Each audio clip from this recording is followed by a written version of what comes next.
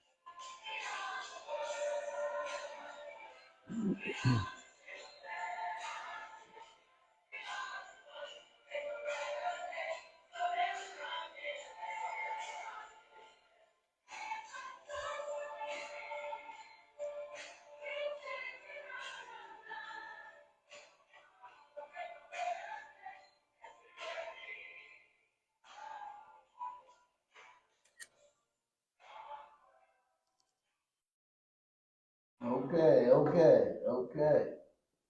Welcome to the Wheels and Hour Show. I'm your host, Michael Phelps from the Wheels and Hour Group. As I always state, the Wheels and Hour Group is a educational group. We deal with problems within the community, as well as we talk about solutions. As I say, I'm Michael Phelps from the Wheels and Hour Group. Let the Kings introduce themselves. I'm Wesley Williams. Raymond Carlisle. Okay. What is our topic today, there, ma'am? Today's topic, let's have a discussion about the differences between good pride and bad pride and how it can change the course of a good conversation and relationships. Yes. Somewhere you want to go into the definition of good pride, which you have here? Yeah. Okay, so when we're talking about good pride, uh, it's a positive feeling of accomplishments and self-worth that comes from achieving something and taking genuine satisfaction in it, while bad pride is an arrogant, self-centered attitude where someone believes that they are superior to others, often accompanied by boastfulness and a lack of humility. Good. I was in a group, and the conversation came up about pride, and the thing was, it was the guys that was arguing and the women that was arguing in this group. They went off of religious base that God never spoke of anything positive about pride. Every time pride was brought up, it was always in a negative conversation. Like they used pride was something that destroyed a lot of different uh, um, jars, like a lot of different homes. It destroyed, relationships. It destroyed how people dealt with one another because they was prideful and what about certain things. Then God brought up, Wes, you had brought up something earlier when you said it talking. You said the pride of life, right? Mm-hmm. So, and then when you looked up the pride of life, what was it that you found? Well, that'll take us further forward, but talking about the pride of life, it was more towards having more pride in worldly possessions, having more pride in worldly accomplishments, Mm-hmm. um, and not focusing on those things which are spiritual or the soul. However, when I think of one particular scripture that comes to mind where it talks about pride goeth before destruction, a haughty spirit before a fall. So when you hear that, and I'll say it a little slower, pride um, pride goeth before destruction, a haughty spirit before a fall. When you read that, when you hear that within context, um, it's more or less talking about a lack of humility. So when it's talking about pride in a negative sense, really what it's referring to is the absence of humility. Does that make sense? Yeah. Yeah. So that'll, that kind of puts us on course of the direction in which we're going. Okay, yeah. I have to look up humility, if y'all excuse me. You know, I got it right here. I got it right here. Bro. Okay, go ahead. You got it right here. Are you? One second. Because when I was taught about pride, you should have pride in your work, you should have pride in yourself, you should have pride in the things that you do. So, do you think that is good pride, or you think that's something that they just substitute and threw it in there? It depends, because like let me answer his question about humility. Humility is a quality of being humble, which means having a lack of pride and an accurate evaluation of your accomplishments. So now back to what you were just asking about. Do you think pride is a bad thing because you achieve certain things? No, pride is not a bad thing when you achieve certain things, but pride can be a bad thing when you know how to handle the things in which you have achieved. It's like the difference between having money and money having you. When you have money, money doesn't control you. But when money has you, everything is about money. And how step on everybody. And you step on everybody else that don't have money. Or you see what I mean? You everything with you is about it's about status. And so that education. Right. And in that regard, there's nothing wrong with having those things. It's a good thing to have education. It's a good thing to have a good job. It's a good thing to accomplish things. It's a good thing, those aren't bad things until they're handled the wrong way. They're communicated the wrong way. They're lorded over people in the wrong way. It's like a person can be good in basketball. Like I've come across some really good athletes. But see, to me, a good athlete is somebody who knows how to handle accomplishments. In other words, they have good sportsmanship. They can win, but they know how to win gracefully. They know how to, even though they win, they know how to come over to you and say, "Hey, good game." Shake your hand, like, "Man, you were a great opponent. You were a good opponent," or whatever the case may be. To me, that's good pride. Is that part of humility? That's humility. Okay. That's the face of humility. That's what humility looks like in action. Is when someone can come over and say, "Hey, good game." Right. But for the person that says, "Oh man, you a slop, you trash, you are no good, you shouldn't even came out here, what'd you think was gonna happen? That's why you got no points," or whatever the case may be. See, that's pride talking. There's no humility in that. That's putting the other person down. So yeah, you may have won the game, but you lost the war. You see what I mean? Yeah. Because now you've painted this picture of yourself as being a prideful person, if that makes sense. Yeah. What's your thoughts, Wes? Oh, I was just, I'm just getting a better understanding of pride and humility and everything like that. And I'm just looking up definitions, and like what I guess the quote you came from was from Proverbs 16:18. Pride goes before destruction, and a haughty spirit before a fall. Right? Mm-hmm. Yeah, and it's because I had looked it up, and it says, what does pride mean in the Bible? Ultimately, pride is extreme love and focus on oneself. The kind of pride that stems from self-righteousness or conceit is sin. However, and God hates it because it is a hindrance to seeking Him. So do you think some people get so arrogant and get so self-absorbed and self-righteous that they think they're greater than God Himself and greater than everybody around them? So everybody else's accomplishment ain't nothing compared to theirs. You think that's what they're? Well, I mean, we've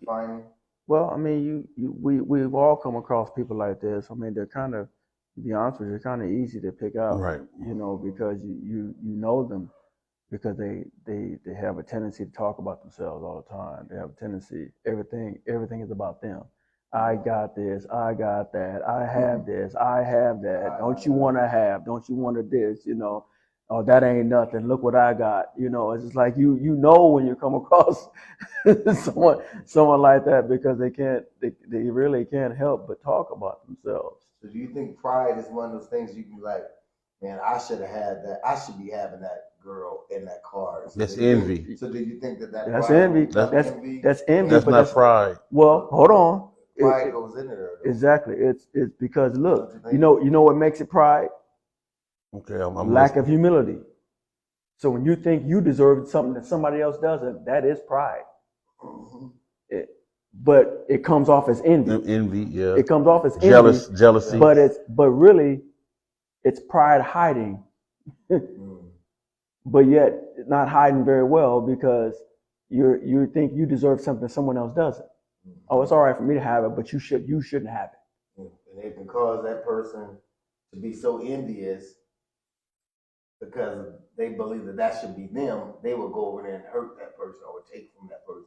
So basically, like Cain and Abel. I look at it like on if we're going back to a subject that most people can understand, it would be like Cain and Abel.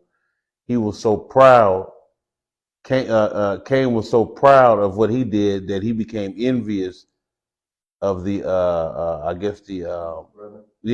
the brother receiving how would you say good acceptance. Yeah, getting the acceptance that he wanted, and which caused him to become envious. His pride caused him to be envious, jealous, and jealous. Well, when it caused him to murder. You gotta, again, that's something that you gotta kind of have to look at within context. Okay. The thing is that as the Lord spoke to Cain in that particular instance, he had a conversation with Cain about the fact that the Lord Himself was unbiased. Okay. And the reason why we know that the Lord was having that conversation with Cain about him being unbiased, because He said, "Will I not bless you also if you do well?" Okay. But then He went further to say, if you choose not to do well, sin is at the door. Okay. Now, Cain's choice was to live in pride. Okay? In other words, he felt some kind of way about the fact that Abel's sacrifice was accepted and his sacrifice wasn't accepted. My sacrifice was, maybe he thought to himself, my sacrifice was better, whatever he thought, right? He chose a road of envy, chose a road of lack of humility. How do we know he wasn't being humble? Because he couldn't even accept the conversation that the Lord had with him about, if you do well, will I bless you also? In other words, okay, you said if I do well, what do I need to do? He could just simply ask the question. That's humility right there. Right. Humility asks questions.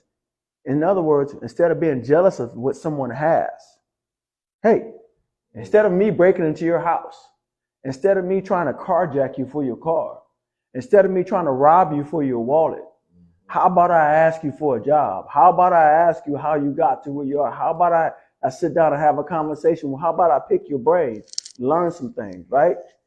Okay. But pride won't allow a person to do that. Pride would think themselves to be too haughty spirit before a fall, to think too much of themselves, to lower themselves, to ask questions.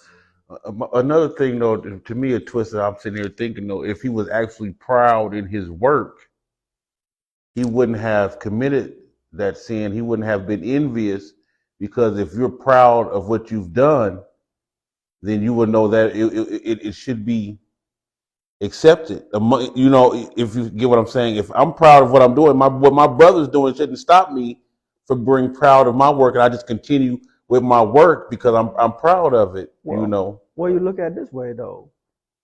I'm sure he was proud of his work until it was not accepted. Until his brother's work was accepted over his, so now he felt some kind of way. It's just like let's twist it a little bit. Let's just like when a basketball game. Okay, two teams competing, right?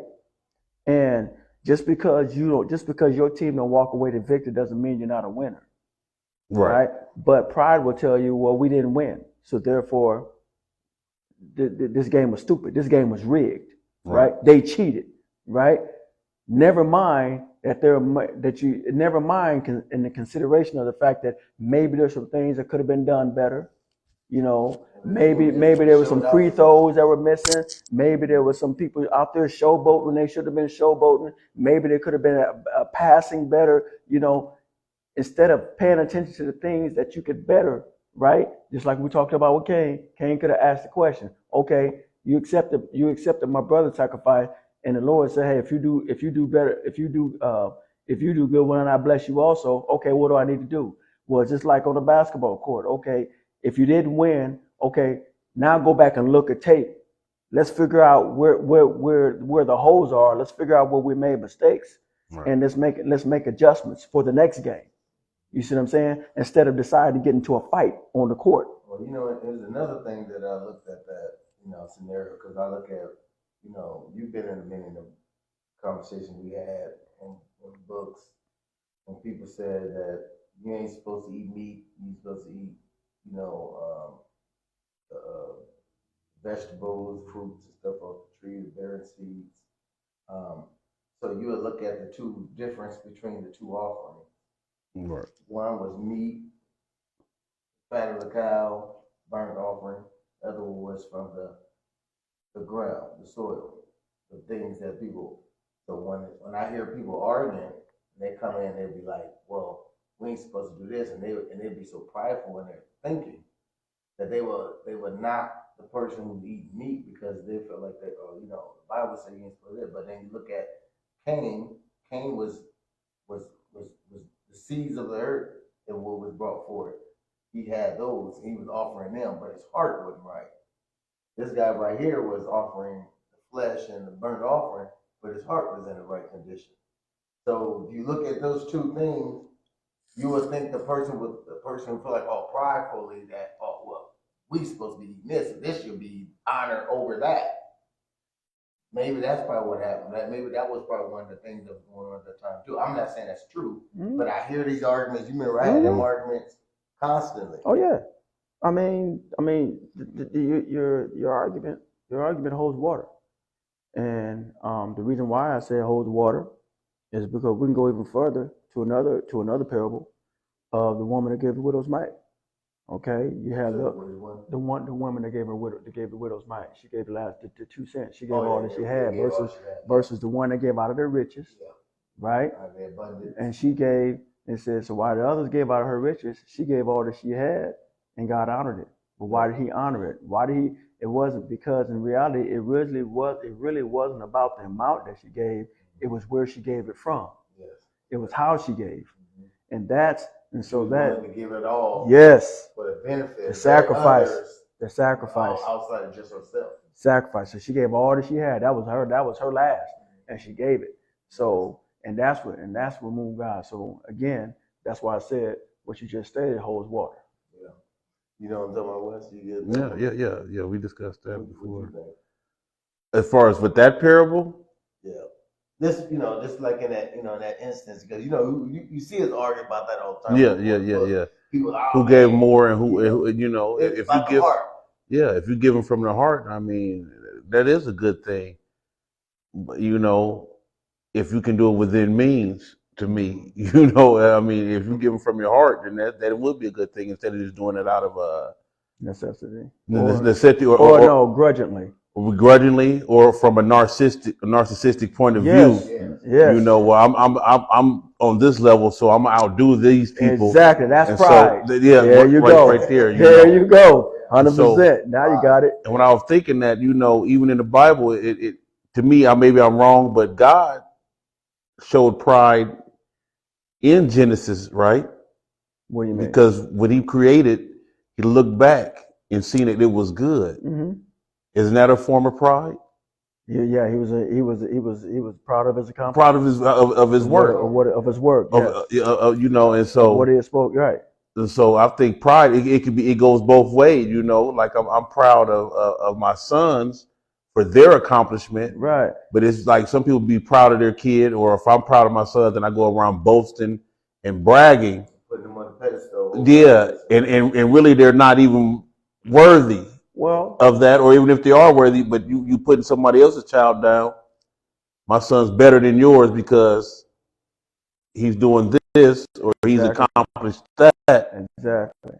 But if you don't know 5 years from now, this other person's child could excel or exceed, and they're not even bragging about it. Right. Because they're too busy learning. Yeah. So that makes sense. So we established that pride, there is such thing as good and bad pride. There is. But the defining element that is either present or or not present when you talk about bad pride and good pride is humility. Mm-hmm. When you have humility, pride can be good. Yeah. When you lack humility, pride can be bad because it changed. Because it's the lack of humility. It's the effects. There's a better word to put it. It's the effect of the lack of humility that it has on pride that makes it negative. So if that makes sense. Yeah. And so, what was one of the other ones that came up underneath there? Because pride can be a narcissistic person as well, can it? Mm-hmm. Well, it can be a bad pride. A narcissistic person can engage in bad pride. Yes. Can a bad pride lead into, because one of the biggest arguments they had was they said bad pride leads into love bombing, narcissistic victim Mm-hmm. mentality. Well, again, that is true, but you have to look at there's a common denominator there. That's the word I'm looking for. There's a common denominator. Again, when we're talking about good pride versus bad pride, because pride in of itself is not bad. Not bad. Okay. But when pride lacks an essential element called humility, pride becomes bad. Right? Yeah. So when someone is what was some things you said when they love bombing, when they're love bombing or being narcissistic, those are just those are the symptoms of a prideful person who lacks humility. When humility is not present, pride becomes negative, and the symptoms of having negative pride are the things you just named. Those are just symptoms, like having a cold, right? Right. And there's 3 types of pride: dignity, superiority, and arrogance. So, can you read out what's the dignity part of it? Self-respect. Okay, it just said, it's 3 types of pride: dignity, superiority, and arrogance are distinguished. Their mental ingredients are singled out, and 2 experimental studies are presented. Okay, basically, got to go to dignity. The definition of dignity. I just want the audience to understand, because sometimes they don't get they might hear a word, but we want to make sure that they're comprehending these words, because these words are important. Absolutely. And they share understanding that we all can grasp hold to, because I notice that a lot of times we hear things, but we don't further investigate the words itself. Okay. Because the words itself hold a lot of mysteries if you don't really know, because they have so many definitions. So let's talk about that dignity. I'm gonna read the definition of humility again, then I'm gonna read the characteristic of humility, which is gonna point to dignity. Okay. Humility is the feeling or attitude that you are not better than others and do not have special importance. Characteristics of having humility, of being humble. Humble people have a good sense of who they are, but they are also aware of their limitations and imperfections. They are content without being the center of attention or getting praised for their accomplishments. Yes. Okay, those are the characteristics of being humble. Okay, so when you talk about dignity, dignity is self-respect, respect that one has for themselves. Okay, but this is the problem, that this is where dignity. There's a book, for those of you who are interested. There's a book out there by Donna Hicks, who is PhD. It's called Dignity. The title of the book is Dignity, and it very much talks about this subject that we're talking about right now, and it goes into dignity violations, how we have a tendency, if we're not careful, to violate each other's dignity, because we oftentimes we can even violate our own dignity when we allow others to define for us our self-respect. In other words, we have no self-respect unless someone allows us to have self-respect. We put our we allow our values to be dictated by somebody else. So in that regard, we violate our own dignity. But then we can also violate the dignity of others by engaging in things that we know is offensive to them. Okay, so like if someone says, "Hey, I don't like when people point at me." Okay, well, I don't like when your fingers in my face, right? And you're like, "Well, what are you gonna do about my finger being in your face?" I mean, man, get out your emotions. Ain't nothing wrong with me having my finger in your face. Now, so you're violating their dignity. Okay, because now that person's going to want to up the ante, right, to defend their dignity. Because now they're engaging in pride. Pride. Okay, why? What pride are they engaging in? Invoke them into a challenge. So that challenge is going to make them challenge you back. Well, they've allowed themselves. I'm gonna word it this way. They've allowed themselves to be invoked into a challenge, and because they're concerned about what others think that are around them, they don't want to be embarrassed. That's what I was going to say. It could determine the circumstances and situations, because you might catch the person one-on-one and it's different. Right. They have different responses. Yeah, and then when there's other people around, that's when you hurt their pride and dignity, and then they become a different. Because now they're concerned, and what's driving that, again, is not only a lack of humility, okay, but what's driving that is the fact that their dignity is not their own, but their dignity is defined by others, because of the embarrassment that they feel that takes place in front of others. They choose to act out in response, in defense, fight or flight, which we've talked about this before, fight or flight, right? So now the emotions are involved, okay? And it only gets worse before it gets better if a person doesn't check their pride themselves. If they don't check, if they don't engage humility, then if they don't check the fact that they've rented out their dignity for someone else to define them, to have respect, they allow someone else's me to destroy their I. And what I mean by their me destroying their I is how you see me defines me, rather than how I see myself. Right. If that makes sense. Yeah, it does make sense. Yeah. And I got some comments. My brother from Mississippi he said that's what you call a selfish individual. And then brother Alan McFall. Hey, glad to see you back, Alan McFall, my brother. He said prideful in the negative sense is when you believe that you control all of the rules and what the interpretation of everyone else should be. Yes.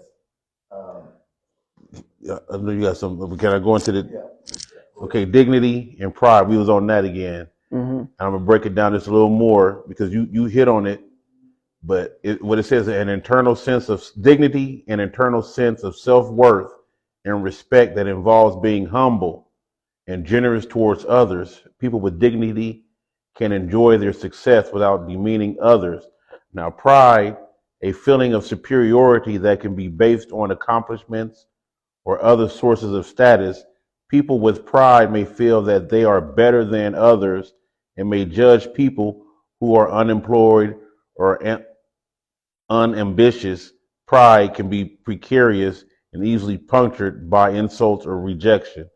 So you hit on that right there, that definition. They said by rejection, because a lot of people when they're rejected, oh boy, don't cry, puff up. It's like when you test it, you testing it. So, like I say, it depends on what situation you in. You could be in front of people or one on one. It's all how strong you are as an individual and if you know yourself, if you know thyself, then you shouldn't let anybody knock you off your square. Whether it's one on one, you should be the same person one on one or in public.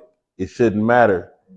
Like you said, with the internal and the external, how people see you externally might not be, it shouldn't affect how you feel about yourself internally. Is that basically? So that means that goes back into self-esteem as well too. It does. So self-esteem will bring about a certain amount of pride, or lack of pride. Well, no, a lack of self-esteem. Will bring both self-esteem. One, self-esteem, having high self-esteem, you won't be bothered by insults and other things because you have confident within yourself. Confidence in what you are, who you are. But that low self-esteem is where anything and everything can get to you, and it can cause you to disrupt at any moment because you're trying to defend something that you ain't confident in yourself about. Well, no, sometimes that can be exercised. That can come out in two different ways. A person can engage in a negative response, like an aggressive response. They can take a defensive stance, defensive action, whether it be nonverbal, whether it be verbal. However, a person can engage in good pride by removing themselves from a situation. In other words, they can say, hey, I'm not going to allow this person to ruin my day. I'm not going to allow this person to take me out of character, right? It's when we tell somebody it takes more courage to walk away than it is to stand there and throw and put up your fist. It takes a lot more. It takes a lot more. It takes a lot more humility, and dignity to walk away. Why? Because you're not concerned that everybody standing around says, "See, I knew you didn't have. I knew you was a punk. I knew you was this. I knew you was that. I knew you was a coward. I knew you didn't have no heart." Right? Why? Because when a person starts hurling insults at you like that, what they're trying to do is they're trying to engage that negative pride. Right. They're trying to get you out of humility and engage you in a lack of humility so that you will respond in a negative way in an effort to protect what in the end you're losing. Because as you try to, and that book talks about that, that book Dignity with Donna Hicks, where the very thing that you're trying to protect, you actually lose by engaging in what's considered a violation of your own dignity as well as a violation of someone else's dignity. So you both lose, if that makes sense. So where's the workshop? I'm sorry for cutting you off, but who teaches this? Okay, I'm trying to get my question together. Basically, where does one learn how to control their pride and their dignity? Who should be the teacher of that? Well, that starts in the home. Starts with the parents, teaching the child humility and humanity within the other siblings or within their family. Like a child, if you look at a child, you put them in a room, you put a whole bunch of toys in there. Every child wants to gravitate to one toy. And they'll fight each other over that one toy. So an adult that recognizes and identifies that has to go in and to teach humanity or humility between the two and say, okay, you play for this moment and you play for this moment. And they teach them the art of sharing. Sharing is caring. But if you got a parents that will go and say, let them fight it out, whoever wins gets to do it. Is that good parenting or is that abusive? What do you think? You know, parents do that. I see that happen. And then they wonder why the child's always aggressive. Well, I think about my grandmother. I remember when we were younger. My grandmother, she had a nice big yard on the side of our house. It was a big old dirt pit. Yeah. And I remember when we get into it, cousins or whoever, we get into it, and her response was this: let them fight till they get tired. Because she knew this. She knew that once the fight was over, we'd get over it and we'd be playing again. Okay. In other words, why would she say fight until let them work it out till they get tired? Let them fight till they get tired. Why? Because there were lessons to be learned in the fight. Okay. When parents are like helicopter parents and they try to protect their kids from, and these are things that I've learned from experience. When you're a helicopter parent and you try to protect your kids from everything, what you're doing is you're preventing them from learning lessons. Some things you need to be engaged in, and some things you need not be engaged in. And when the cost of whatever it is that they're engaging in is not of such that it's going to cost them their life or severe injury, don't involve yourself. Allow them to work it out because they need to learn how to work through the conflict resolution, how to resolve issues, right? If you always come and resolve the issue, if you come in, hey, stop, they don't learn anything. Why? Because what they're going to do, then this is what you notice kids will start engaging in when they haven't learned how to deal with conflict resolution themselves. Mom, Dad, he's doing it again. She's doing it again. Why? They want you to come fix it. They don't fix it. They want you to come fix it. But when they've learned, like you said, when they've learned how to fix it themselves, when they've learned to say, you know what, I'm going to go ahead, you go ahead and play with it for a while. I'll wait till you're done. Hey, you know what, you go ahead. It's like, when I think about it, like when I used to stay at my cousin's house, you know, I can remember one particular time, something that's always stuck with me. Then, you know, we were growing up, we didn't have a whole lot, you know, and there was only one blanket to the bed, only one blanket, and it was thin. But this is what I remember. Okay, the beds were small, so, you know, but I wanted to spend the night at my favorite cousin's house. I wanted to spend the night, so I slept on the floor, right? But this is what he did. He draped down a blanket just enough because it wasn't a big blanket, okay? But he draped it down just enough so I could cover up partially with it. He covered up partially and I covered up partially. That was love. That was humility. That was sharing. Something I never forgot. He probably don't even remember this, but I remember it like it was yesterday.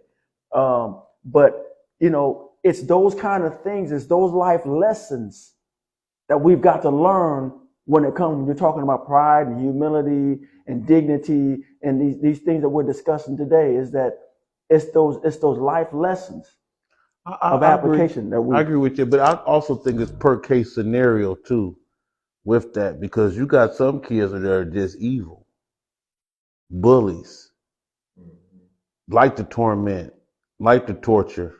Mm-hmm.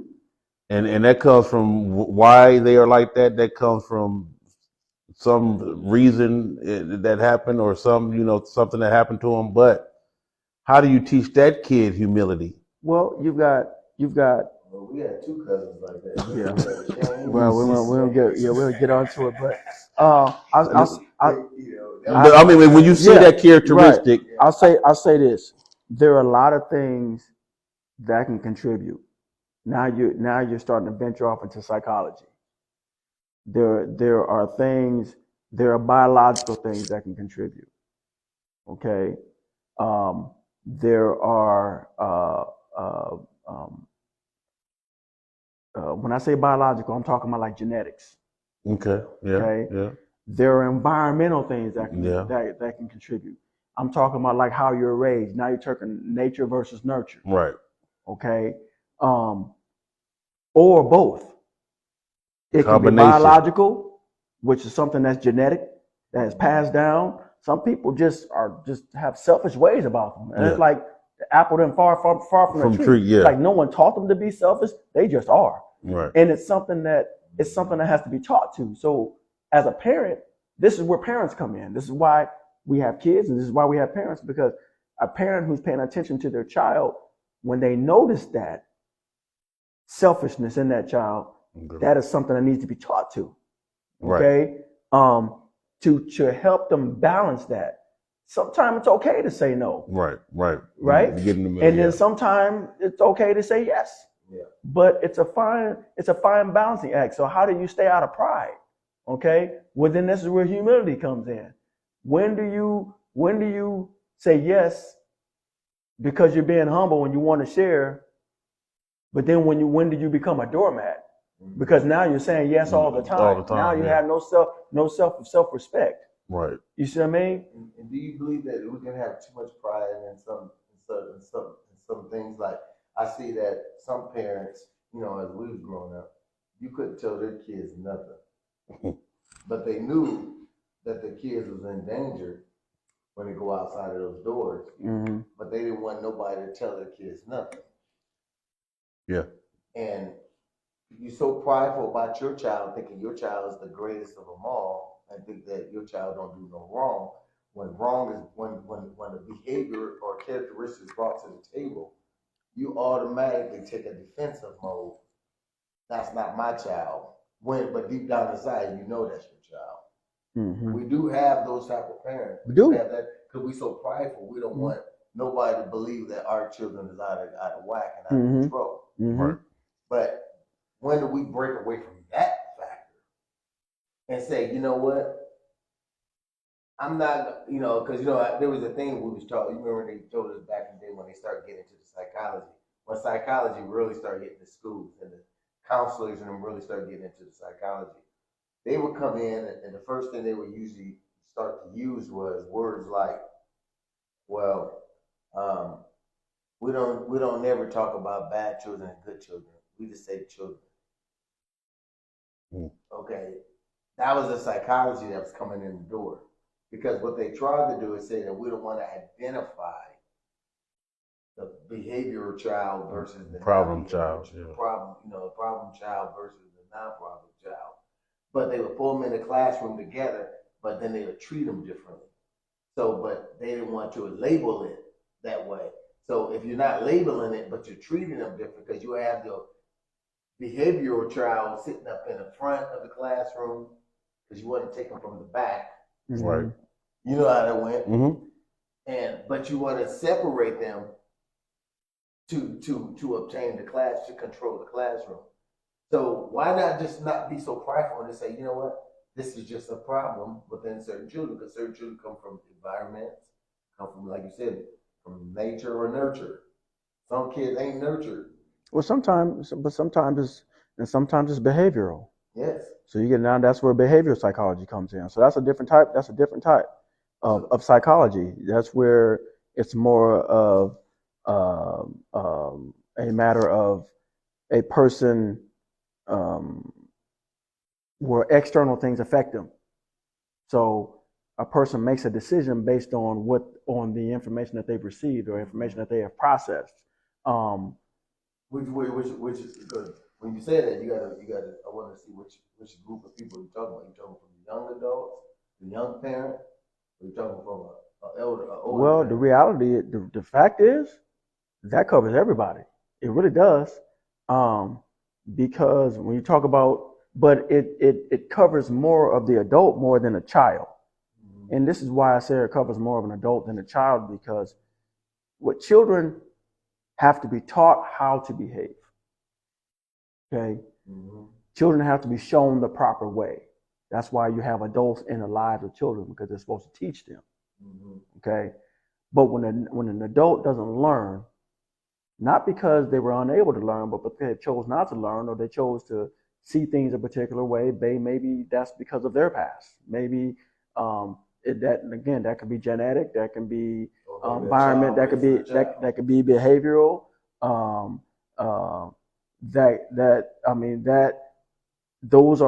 There are other factors that have to be looked at. But regardless of the factor, regardless whether it's behavior, regardless of whether it's biological, chemical imbalance, whatever the case may be, regardless of those things can still be taught to.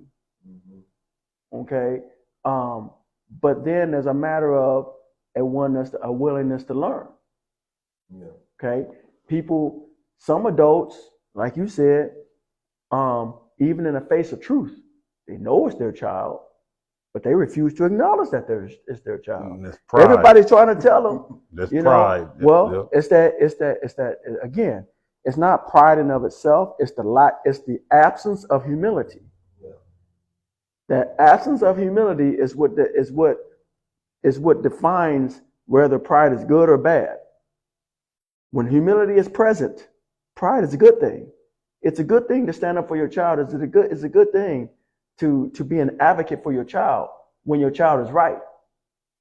But it's also a good thing to be an advocate for your child when your child is wrong. And what I mean by being an advocate for your child when your child is wrong, meaning that you acknowledge that your child is wrong. Because you can still be prideful for your child and want the best for them, right? But at the same time, you have to balance it. But pride could be also selfishness, because you could not be proud of your child, but you might be proud of yourself. And now you're putting yourself into the picture as being a bad parent, and you're too proud to admit that you are a bad parent. So you might defend bad behavior with your child or go to bat for your child, thinking that you're being a good parent, but in reality, you're really a bad parent. And you know what? Let me read what someone said, because I kind of go what you just said. Brother Alan LaFall said, "Oh, it's been a minute." Yes, it has, brother. Then he said, "I don't think people think their child can do no wrong, but rather don't want people to judge them as parents, as bad parents. If they confess their child is a problem." Yes. Yeah, I've been through that. I've been through that when I was raising my son. He was doing different things, but and I had to sit back and come to a realization that, hey, maybe I could use some help with my parenting skills, or maybe I have to look at my parenting skills in a different way, and hopefully, try to change some direction in how I was doing my parenting. I sit back to this day and think about how I failed as being a parent when I thought, because you got clothes, food, shelter, the love that I could give, as far as, being a single parent, but you need both sides of the spectrum. You need the nurture and the providing part as well, but certain things that I try to make my son hard too fast, when he was young, because there was times he would get into fights or whatever, and I'll turn the other eye and let him work it out. Well, maybe, I should have, maybe intervened, on that. And so emotionally, he might be damaged from some of the things, how I raised him. And I have to and look at that, as well. I'm glad you said it, because, I had to, there was, my cousin, I had talked to him a couple times, when I was going through with my kid, and especially with my daughter, you remember I talked about her. And that's the hardest one I ever dealt with, was my daughter.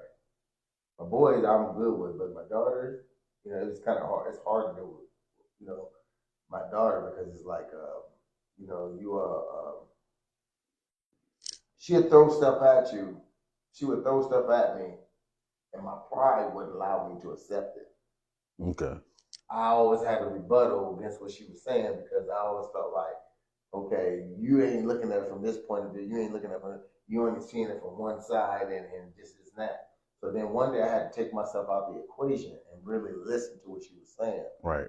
When I took myself out of the equation, the humility kicked in, made me understand, okay, one person's reality is their own perspective.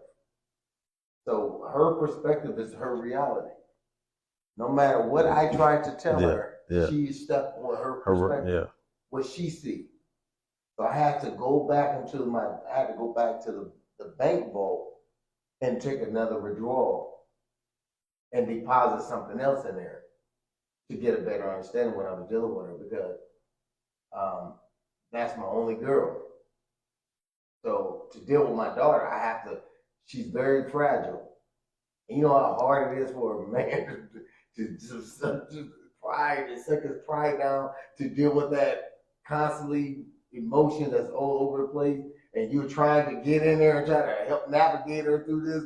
And it's like, man, you got to deal with all that. Because your logic is different than My the logic, emotion. Yeah. because as soon as she says something, logically, it's making me say, no, that's not correct. Because we always looking at things through a logic eye and a logic compass. Well, so so it's hard to sometimes accept some of the things that they say. Mm-hmm. But she was not incorrect in some things, but there's some things she probably was. But who am I to really just tell her what she was incorrect on? Maybe I could instead of teaching or preaching, maybe I have to coach her through. And sometimes we got to understand when we got to use coaching, preaching, and teaching. Right. Or just become a student and learn. Yes. That's the direction I was about to go.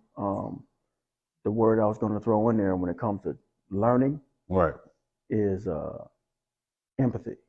Right. Okay, you have to empathize with the position of the other, meaning, and you said it, Mike. I had to step out of myself.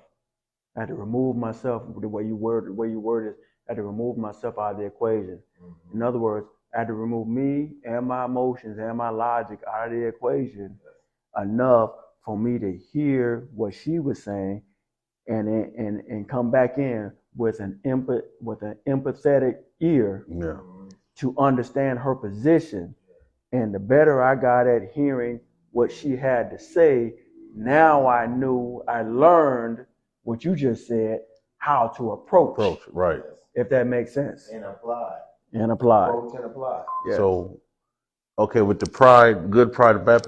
Okay, the community. Let's go. We talking about family dynamics. What about the communal dynamics of pride and bad pride? Is that more complex way of handling that? The community? Yeah. You talking about in the community? Yeah. Oh, it's definitely a lot more complex. Yeah, you got more tentacles. It's like an octopus with a whole bunch of tentacles you got to deal with. Well, I mean, let me read this. Let me read this other comment real quick. Brother Alan McFall said, failure is subjective, but one of the hardest things to do as a parent is the balance between what you do as a parent and what your child does as an individual. No matter our intention as their parent, the biggest X factor is their life will always be themselves. Yes. Exactly, brother. Now, what was you saying? Nah, I forgot. No, it's okay. Communal, as far as, because my aspect of it is community, the pride. When that starts from home, from inside, you start that, and how you fix a community is in your own miniature community, which will be inside your home, right? And then, if you being a good person and you showing your children how to be good people, that should trickle into the community. In the community, but it's not. And I don't understand.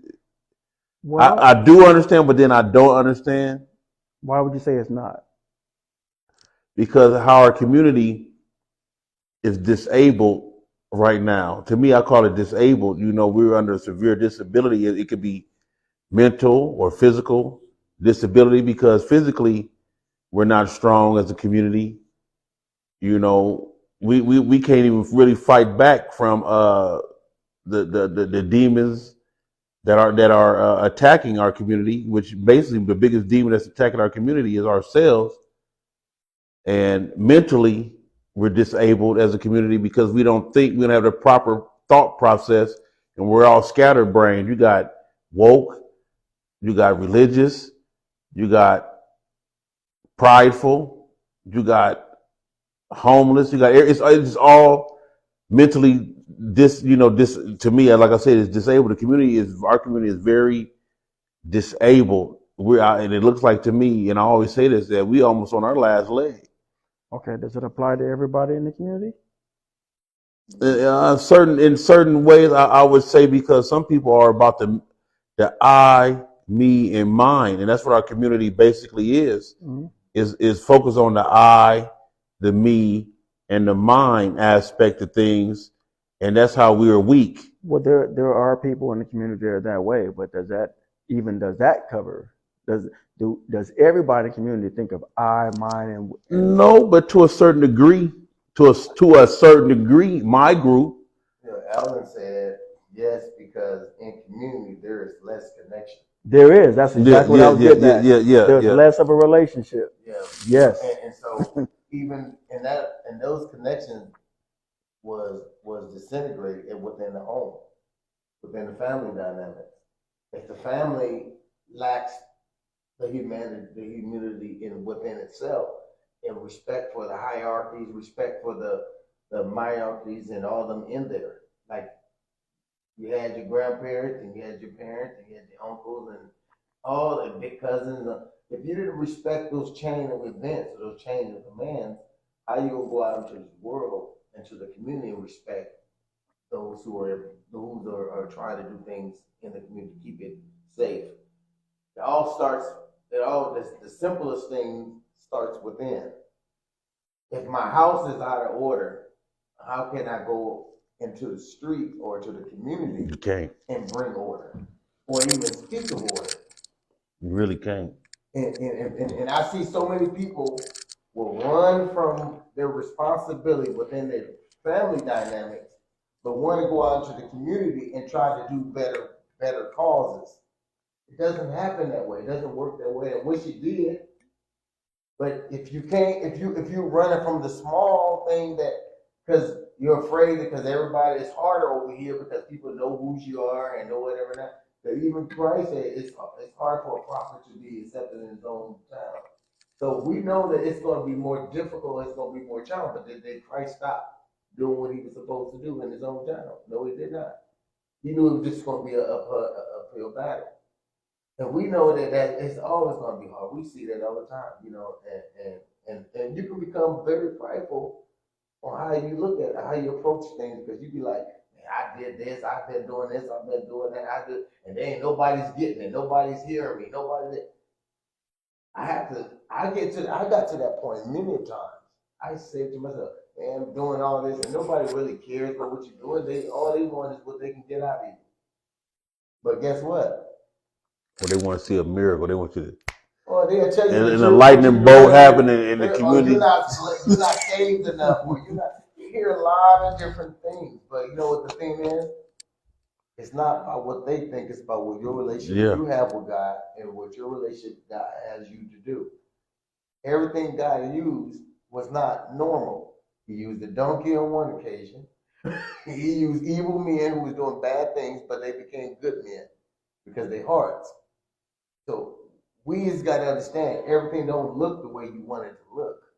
It's not going to be the people that you think it should be. It ain't the greatest person over here, the good one sitting over here, that just going to be able to give you the courage to withstand the things that's going around you. It could be that bad person that you might look down on and say, you know, that person is sitting and gave you we walk down, come from West the store, and the guy came out the store. It was like 100 and something degrees outside. It was burning up hot. He had a big old fifth of Everclear. I ain't gonna never forget that. You remember that? He came outside, sat over there, big old. They just have a big old barrel out there where they store the bottles and stuff right there. Everybody sit around Wesley. He sat there and drunk that whole fifth, and then threw it in the trash can and go And this was 100 and something proof. He tough, yeah. And then he told us, "Don't y'all drink, don't y'all do this." Remember that? Do as I say, not as I do. You know, but if we looked at that and we say, "Well, why he gonna tell us?" Because he's, you know, look what he just did. But you can learn from people that you don't expect. You can learn from. Mm-hmm. And sometimes, remember you said Billy did something to you one time, and remember we couldn't stand that dude. Mm-hmm. But one day he taught you a lesson that you would never forget. Out of his ignorance and out of the things we heard about him and all the things that we seen that he did, you still was able to learn something from that, what they call food. Mm-hmm. we were still able to learn something from that. So basically, what you get into, I'm just getting back to the community aspect. Our community suffers from pride, Mm-hmm. from bad pride, Mm-hmm. Yes. Lack of humility. lack of humility. Lack of Yeah. humility. Then brother Allen said, all too often we teach our child to behave a certain way only when certain conditions are met. Mm-hmm. It may be easier for us to meet those conditions in a family unit, but the community may not show or reciprocate it in that scenario. Challenges if we really believe in our behavior, or does expose that our behavior is only conditional. Example, am I respectful only if I am respected first? Yes. I like the way you put that. Yes, exactly. Mm-hmm. That's an onus. Yeah, I see that. Okay. Yeah. That's something that is dealing with someone who only professes to be a certain way Mm-hmm. versus someone who actually lives a Live. certain way, and they are two different things. But it also speaks to do as I say, not as I do. You're professing, you're telling me what I should be doing, but yet you don't even believe in it yourself, Yeah, because what you're telling me to do, you don't even believe don't in. even Because do if you it. believed in it, You you would won't do change. it. You saying you Yeah. won't do what you're telling me I should Yeah. do. So how can I? and so how can I take what you're saying seriously when you're not even convinced? Right. Yeah. if that makes sense. Because our people are mainly visual. We visual people. Mm-hmm. If we see that especially something is kids. working, yes, kids. They really visual. Yeah. They do more. They watch you more than they ever listen to anything you got to Yeah, say. and that's what, like my son, he's 20 years old now, and he brings up things. I said, you remember that? Mm-hmm. Yeah, Dad. You know this, and that's when I had to come to my senses and speak up and keep it real. Because it was a point, I was trying to heal the community, but my house was out of order, and so I had to take a step back and let me try to get my house together. Let me get everything that I'm supposed to be doing together before I make these moves. Because you make a move, then somebody can go back. Well, you ain't doing that inside of your house, Mm-hmm. and I don't want to be a hypocrite. Mm-hmm. Well, why is your child doing this? Why is your child gang banging? Why is your child doing this? Why is your child stealing and causing problems and whatever? But you're trying to go out here and stop the community from doing it. You can't even stop the person that you'll see that's from you in your house from doing it. Mm-hmm.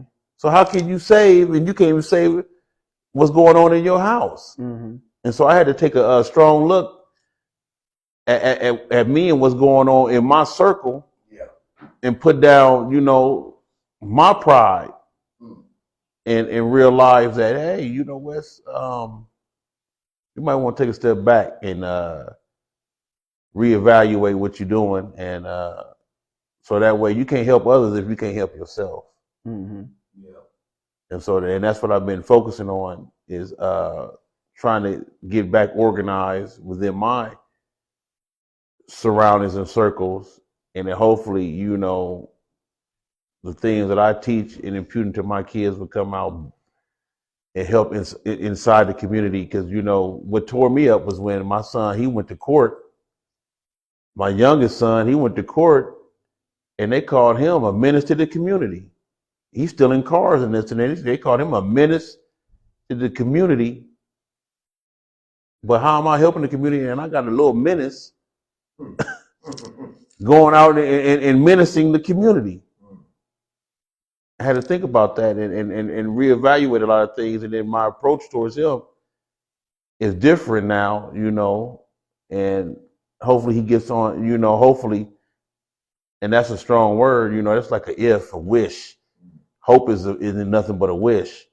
But if I can get him on the mind state to where he can be a productive person. Then I have won a battle inside the community, which is helping the community. Me helping him and getting him on track is helping the community, is saving the community, because he's known as a menace. If I can stop him from menacing in the community, that's me actually helping and saving the community. And if everybody looks inside their home, because a lot of people that save in the community got these crazy kids as well, or they're crazy, or they were raised a different way, so they raised their kids to be a certain way, and then they come out in the community and do this. But if they can save their kids in the community, in their homes, then that's how you save the community, is by house.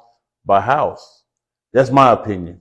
You know, a lot of people that would say saving the community or advocates for saving other people's children versus their own. And that's what a lot of the problems come in at too. And we see that a lot. We see that a lot in the community. Right. You know, or they be willing to save other people's family, but neglect their own family. And then when they go over there and talk to other people in their family, try to bring some conflict resolution, then the person asks them about their family, oh, I don't mess with this person, I don't mess with that person. Or they see a pastor preaching about the message about family or about the word, but then you find that he don't even deal with his family, or he had talked bad about his family in the pulpit. You like, okay, how does that go when you're trying to bring the word? The word is supposed to bring people in. It's right. supposed to help be that potter, that clay. You try to form these people into a reality that, okay, God is love, God is this, God is this, all. And if we are showing that we're separate from our hands are separate from the clay that we're trying to. Now, how is the clay going to get formed? How is it going to form itself? Without if the hands, right. If the hands ain't helping orchestrating or guiding it, you know what I mean? If that relationship is not there, the hands are a mimic of a relationship. It has a relationship with the clay, and it's forming a certain figure or whatever you're trying to make of it. The hands, the relationship from the brain to the hands, and then they formulated here. Then the clay works within the structure of the compound or what the hands are trying to put forward. That's all tied into a relationship. And without that relationship, if the brain is saying do this and the hands is doing that, then that thing is not going to build. It's not going to make what is destined to make, right? Mm-hmm. I believe if you can't form it, no, because your brain might be forgetting an ingredient as well. If your brain can't see it, your hands can't form it. Can't form it because your brain tells your hands what to do. So if there's a disconnect between the brain and the hands, then no forming is going to take place. Your hands are going to be stuck in one form, whatever form that is. Your hands like this, they're going to be stuck like this until waiting for your brain to say, okay, now I need you to do this, I need you to do that. Or even that. Your brain could be doing it and you forming it, but your brain forgot a key ingredient. And it still won't form. You're trying.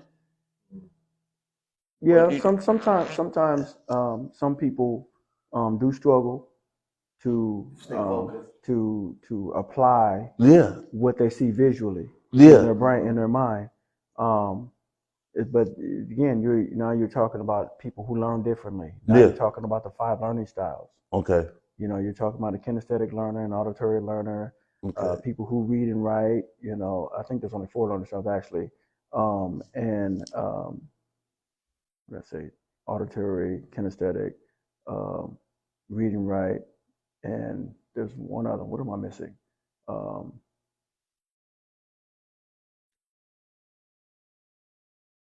can't think of the other one right now. Hold on, I got it. But anyway, the reality is that not everybody learns the same way. Some people have to learn by putting their hands on it. Yeah. Some people have to learn by hearing it. Yeah. Some people have to learn by reading it. Yeah. Or seeing. There's the other one. I don't know why I kept doing that. And some people have to see, because that's me. I can see it, and I can visualize it, and I can mimic it. I can watch somebody do it, and then I can do it. Yeah. Some people can't do that. Right. Some people have to keep trying to do it themselves to try to They get succeed by mistakes. because they're trying to form the Yeah, understanding yeah, by doing it. yeah. You know, some people can just read it and get it. Sometimes I can do that. Sometimes I struggle with that. It depends. Yeah. Sometimes I have to read over something a few times in order for me to get it.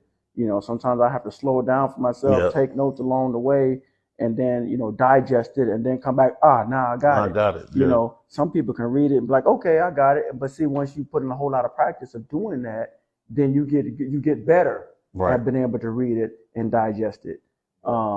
Same thing with an auditory learner. Same thing, you know. Like I said, kinesthetic learners, one who has hands on, and a person who sees it and can do it.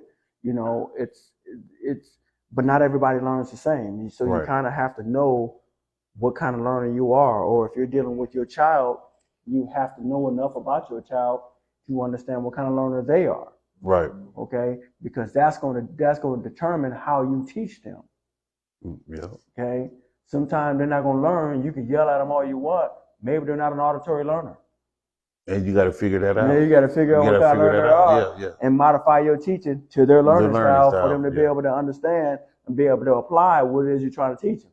Right. You know, because you think and beating it into them ain't gonna do it. No. Because that's maybe rebellious. That's making it more. Now it's making it more hateful. Now again, that's what Mike was talking about when he was talking about the fact that farming is a relationship. But see, all the beating, what that's doing is tearing down the relationship further. Breaking it down. Yeah. So you're not forming, you tearing down. Tearing it apart. You might as well be taking your fist and beating the clay like this. Yeah. Right. Your intention is to form something beautiful, but you think the way to form something beautiful is to beat it like this. Right. Fixing a car with a hammer. You know, now sometimes it depends on what it is. You beating on a bumper or something like that. Okay, you know, trying to knock something in place. Yeah. Right. But when you get to the electrical part and the engine, you be tearing up stuff. Right. Right. So, but you know, again, that still goes back to what your buddy saying right there? Paralysis. And Steve saying, I don't want. No, I don't. No, I don't know why it does that. Why it disappears when you do that. I done messed up. Let me see if I can. But you know, where I was going is, my thought was, we had this all at one point in time. We had it all together. We had it all together at one point in time, with community, family, and a mental war or a physical war happened, and it deteriorated that, because at one point in time, the village had the solution to all the issues that we had with the kids and how to raise them, because at one point in time, they would take the young males out and let the men, when a male got a certain age, the men would raise the young males to be men. Sometimes. Okay. So maybe sometimes, you know, I'm thinking more, you know. I mean, I'm just saying, like, in an ancient village type situation. Oh, you're talking about that, right? Yeah. Now, right, because but see, even then, in an ancient village type situation, I mean, a child might have been like 12 years old. Yeah. When the child became 12 years old, then they were taken out, you know, and killed their first beast, whatever the case may be, and that determined whether or not they were a man. And then they weren't even allowed to even marry or produce kids until they proved themselves to be men. That's why some men were maybe like 30 years old before they were allowed to marry, or older. But again, you know, but then even you look at that, we know that there's so much more to learn in life than just that. Yeah. You see what I mean? That was just one small thing. Right. One aspect of learning. Right. But there's so many other aspects of learning that lead to maturity. Exactly. You see what I mean? Yeah. And so you know, you don't want to find yourself just teaching from one direction. Right. You know, and say, okay, now you're a man, you know, just because that's what's wrong with some of our kids. This is even wrong with some of our adults. That is what's wrong. Because the reality is that a child in their mind thinks, okay, I'm 16, I get to drive. No, No, you're not not mentally not every ready. 16 is mature enough to drive. Exactly. Okay, some 16-year-olds are mature enough to drive and others are not. So just because you're 16 doesn't mean you're mature enough to drive. 18, I get the right to sign a contract. No, Mhm. just because you're 18 doesn't mean you're mature enough or even have enough understanding to sign a contract or to know what you're entering by entering a contract. Right. But some are mature enough to enter a contract and have enough of an understanding. Turn 21.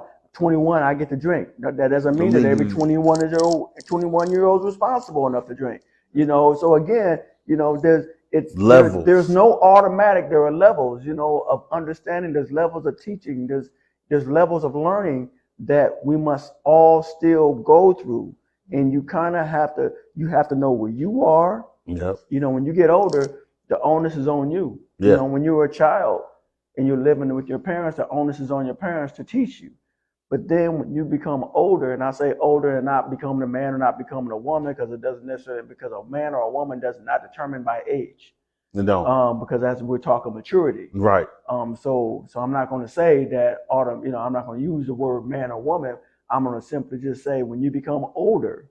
Right. As you become older, and once you've learned a lot of things as you become older, and you graduate to the level of becoming a man. When you start leveling up. You graduate to the level of becoming a woman. Now you've learned enough that now you have something to teach. You see what I'm saying? That's graduation. If that makes sense. It makes a lot of sense because the thing and to expound on what you're saying is that before we had situations to where you would have to actually court. Mm-hmm. Which court means you got to meet the father, the brothers, before you can even take this woman or this girl out in society with you. And you have to be chauffeured with that. Yeah. Now, what's the contract? What's your plans with this? With our daughter, our sister? Yeah. What are your plans? What are your intentions with her? Right. And then we'll see if we allow you to even marry. Right. That's how it should go now, I believe. But we got away from that because if that was the situation, the community, I think it would be a little bit more stronger. I didn't do it in the right fashion, and I don't want to be hypocritical, but in theory, it sounds like it was good. That's how my grandparents or their great grandparents, I was told that it happened, through courting and then marriage. And then after that, that's when you go on a date when you marry. Well, I mean, date nights and stuff like that. But then you just, this is of course my opinion, but you look at the why behind why that was necessary. Strength. And when you look at it, young men were always intimidated when they knew there was a man in the house. Yeah. When they thought it was nothing but a woman, they weren't intimidated by that. But see, back then, 80% of the black community was married. Mm-hmm. And up until the 1960s, 80%. Mm-hmm. We had the highest marriage rate in the country. So now we had the lowest. So you understand that when it came to a young man dating a young lady or wanting to date a young lady, and had to go through the court. Because their intentions was not court. Because now it's for sex, but back then it was for marriage. Right. So when you think about that, then you're thinking about what did that father bring to the table that young man had to see. Right. What he had to see was that woman or that young lady had somebody who was protecting her. Protecting. Yeah. You see what I mean? Yeah. There was a sheepdog. There was a sheepdog you had to deal with. Yeah. That protected the sheep. Yeah. You were offered into the family, and the father often paid for the wedding. Mm-hmm. We're bringing once he thought it was okay. Okay. Yeah. Once he gave his blessing, then he would pay for it. Yeah. When he gave his blessing. Yep. If you were worthy or not. If you were worthy or not. We know, and they knew who the guy was because the community. Right. You weren't bringing some random guy. Yeah, to the home and that's such and such for this family is such and such. No. Right. And so this. But again, that was still about pride. Yeah. Humility. Yeah. Because a family wanted to protect their young lady's self-respect, her dignity, Right. right? And when some guy just coming in and thought he was gonna sleep with her, Right. get her pregnant, and run off. Run. Oh Yeah. no, they were serious about that. Oh no, Yeah. That's for the you shotgun he said wedding you came didn't have in. you didn't have sex, you didn't have sex with her. You about to marry Remember, her. yeah. You ain't Ain't going go nowhere. nowhere. We gonna What's love got to do right? with it? You know, and so, but that's kind of how that came about. Why? Because you took from her. Yeah. You took Yeah. her. You took her Yeah. virginity. You Yeah. took. You know. So now, no, you have to marry Yeah. her. Yeah. Yeah. You Yeah. see what I mean? You know, and we all men here, Mm-hmm. and we all probably got daughters, Yeah. Mm-hmm. and just the pride of knowing that we want to protect our daughters by any means necessary. Mm-hmm. There's an incident I wanted to share about relationship with your kids sometimes, and I used to always tell my daughter, you know, it's okay to have a boyfriend. It's okay that you were upset with me at one particular time in your life. So you wouldn't tell your boyfriend about your dad, and you let him know that you had not had a great relationship with him. I said, do you know that's almost like telling a pack of hyenas Oh, a you're chicken, hell, and you separate me from the pack. yeah, a bunch So of a hen house to the wolf. Yeah, I can eat you alive. Yeah. I can get you over here and eat you alive. You know, and I always tell my daughter, I said, you know, you gotta be, I said, you gotta be cognizant of what you're saying to a man when you're when you enter a new relationship. I said, you know, you always, and I'm telling these women, I'm telling young women today, and I'm telling young men today, um, um, each daughter, each girl that you're dating does have a father, does have brothers, does have cousins that love them. Now, how this looks in our community today doesn't look like it did yesterday. Mm-hmm. But they still exist because we do feel a certain way about our young lionesses and our pride. And look, we talked about the ants and we talked about the bee colony last time. You know, ants, no matter what was going on in their life, they're focused on and making sure they get to the goal. Their goal is to provide for the larvae that's coming up, the new Generation. soldiers, the new warriors, the new helpers, that's their goal. And they would sacrifice their life to make sure the new generation succeeds.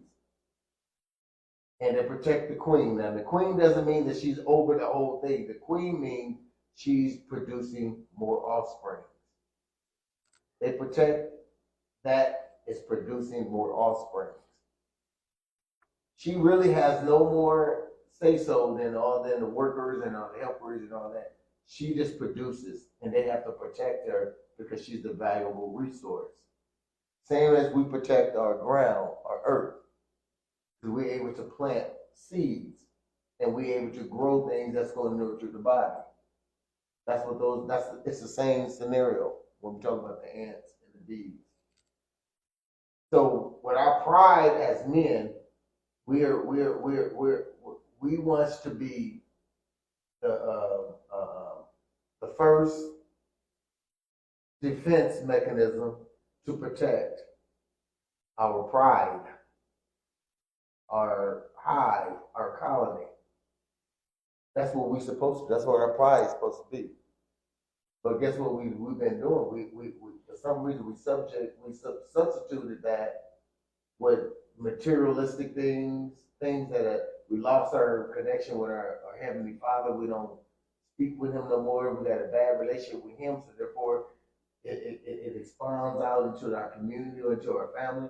Because when you have a lack of response, you have a lack of relationship with God. Guess what happens? You're gonna start to see that in everything you do. You're gonna start seeing it in your home because if you love God like you say you do, then He says you're gonna love that brother, that sister, that mother, that you gonna all that goes hand in hand. But we have forgotten where we supposed to stem from. I just can't put it all off on the men. Like I said, just men. I see it more as pride with women. Because if you were proud of your man, you would have never in the 60s allowed the government to come in and tell you that if you want these crumbs, get rid of your man out the house. That's how I look at it. And if 80% of the kids that are raised are by single parents, which they're single by choice, not by force, what's the issue there? A lot of these men, including me, was raised by a single mother. You know, my mom, you know, she turns it back onto your dad lied to me or whatever, but you were single mother by choice because you give access to sex. Men give access to marriage. If you didn't give access to the sex, you wouldn't be a single parent. So can I give you I'll give you something that I experienced growing up. Well, we all experienced growing up. There was a thing when we see a lot of men kill each other, kill another man, and only maybe get 10 years and got out, right? Remember that? Hoagie killed that one guy down there at Broncos, one guy. He did almost 30-some years. 37 years for killing one guy. And then you had other guys who killed people and got out, and they was able to kill 2, 10, 3, 4 more when he got out. So when you don't have a sense of pride in your community, you don't have a sense of pride in the unity of a family. You don't have pride in the neighborhood that you grew up in. That's why people they get their education and they pack their bags and move to other communities, pre-established communities who are already established, and they got all these things that you want to, instead of taking your education and coming back to your community, because most of the time you know where the problem is at within the community. But guess what you do? You'd rather pack your bags and move out west or move to another state or another city where no one knows you and you feel like you can raise your children in a better environment. Okay. But that environment is only conducive to everybody who's working together. So if you pick up, pack up, and move, and you move to out west where the environment is already got its establishment, they know that, okay, we're not allowing this and all that. Why don't you take that same education and bring it back down here and educate the rest? It's too much work. Nobody wants to do the work. Even when you're dealing with, when we talk about when we as an hour started, what was the first thing I used to tell everybody? Well, we want to focus on the parents, not just the children. Remember that? And everybody else always wanted to focus on the children. I'm like, well, if I'm taking a bow and arrow and I'm aiming for the bullseye, and the bullseye is the thing that's going to be the instrument of change. That's what the bullseye means. That's what it represents, the implement of change. So if I'm aiming at the bullseye, and then I got a child in front of the bullseye. So you saying I'm just going to hit the child, as long as I hit the target, I'm okay with that. Even though it doesn't have no impact, doesn't have nothing, it ain't changing nothing, but at least I hit something. That's what it seems like when we go after the children. But if we get the parents and get them to go back to humanity, go back to nurturing, go back to understanding, stop being so boastful and prideful and so jealous and envious of each other, then guess what we do? We create change, because change rolls in on the wheels of integrity. Yeah, that sounds good in theory, but you don't control the light bill. You don't control the mortgage or the rent. You don't control the price of gas. Mm-hmm. You don't control the living situation. once you're able to control that, then you might be able to take the community back as fast as you want to. But this is a slow drip that you're trying now. So you saying what you're saying is you got a leaky faucet in your house, Mm-hmm. and it's been going on for, let's say, for a decade. The common sense approach is let me try to look it up and see what I can do to fix it, or I'm gonna call somebody immediately to get it repaired. Or if not, it's gonna cost me, and it's gonna keep costing me. The best bet, if you try to fix it yourself, and if you can't fix it, you got to get an outside force to help. Okay, so you get it out. Okay, so within that context of understanding, the goal is the understanding that it has to be fixed. That's Right. the first and Right. foremost. So if I got a broken family, the first and foremost thing I have to do is fix the family. Now, how do you fix the family? Okay, like you said sometimes you can't. So guess what you have to do? You have to outside someone else who's more outsource it to someone else who's more Qualified. or I ain't gonna even use the word qualified because qualification doesn't mean education. It just means those who've been in situations, who is able to help you through it, help But you you're through still more something that they've been qualified. through. So everybody's educated in a field. It's just the point if you want to listen. Because someone puts a doctorate or put a certificate on behind their name doesn't mean that they're qualified to help you. Everybody who got a license don't mean they qualified to help you. They might be, but you got to be receptive Yeah. to take the information and use it to benefit yourself. Because a lot of us in the community need therapy. We need psychological therapy. But remember we And talked about I know I probably would need therapy and it might do me good, but why I don't do it? Because I don't prioritize it. I prioritize spending time with my woman, or I prioritize going to work these many hours, or I prioritize something knowing, and I know within myself that I might need help. remember we talked about the time when we got a lot of teachers who teach because they're getting paid versus they really have it's really something they really care about. They generally want to save souls. You got to do two different types of philosophies there. You got one who believes that, oh, I'm just here for a paycheck, so I'm gonna do what my education allowed me to do. And then you got those who really care. That maybe the education was the fact that they had to go through, but their compassion for teaching children was more greater than their education. So you got those two type of things. You got the same as police officers. You got a police officer who really wants to. I grew up in this neighborhood and I've seen all the crime. I want to really come in. I want to be an effective tool to stop the crime in my community. You got those who say, I'm just here for a paycheck and they don't give a damn about nobody but their paycheck.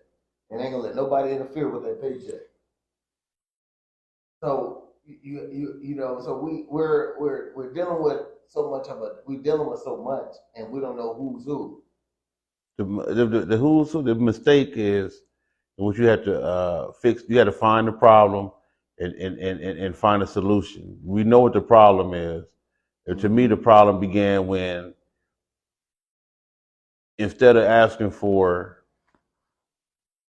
instead we were asking for integration and inclusion, we should just ask for equality and stuck it to where because before when we had black businesses, black doctors and stuff, we were doing way better than what we are now. And I don't know if we ever can go back to that. I think the gig is up.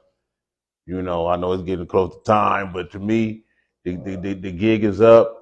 I just think I don't know if it's really so much. I just think that we have lost a connection with with our Most High, and I think that what we're doing, we have a lot of wolves dressed in sheep clothing. We're trained to be who that of he, but ain't of he.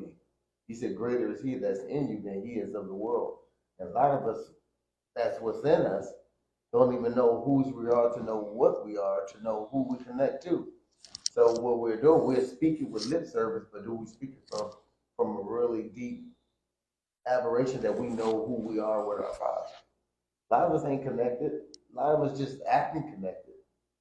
We can talk it out here in the surface, but you can see during the deeds and the works that we're not. Life us ain't really about that life. We just You're right. we just want to look good in front of the public. And you're right. I'm looking at reality and how the community is going.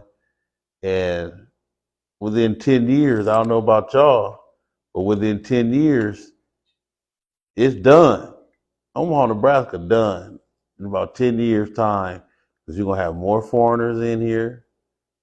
The staking claim, buying up houses, buying up land. That's a bigger city. They've But already been doing that. that's what I'm saying. That's what I'm saying. The gig is up. What's next? How you feel about it, sir? The state of Omaha, Nebraska, state of the black community. Well, we've been gone a total different direction from what our subject matter. Yeah, it's pride. It's pride. I know. Yeah, we take pride in our community. We feel like we're not taking pride in our community. We allow it's up. We're giving it up to the foreigners and everything else. Well, if you want to look at it like that, I'm gonna say this. The truth of the matter is we gave it up before that was even the case.